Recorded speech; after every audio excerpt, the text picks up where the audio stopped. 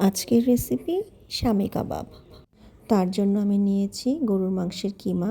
কিমাটা করার সময় আমি আদা, রসুন, লবণ এবং সামান্য পরিমাণে বুটের ডাল দিয়ে মাংসটাকে সিদ্ধ করে পাটায় বেটে নিয়েছি।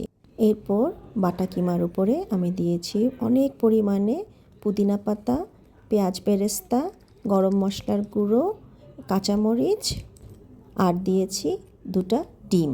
প্রথমে একটা দিয়ে মাখানো শুরু করেছিলাম, পরে কম মনে হওয়াতে আরেকটা অ্যাড করেছি। এই সবগুলো উপকরণ খুব ভালো করে হাত দিয়ে মাখিয়ে নিতে হবে। এরপরে সুন্দর করে ছোট ছোট গোল গোল করে শামি কাবাবের শেপ দিয়ে নিতে হবে। ঘরে বানানো জিনিসের স্বাদ এবং মান দুটোটাই খুবই ভালো থাকে।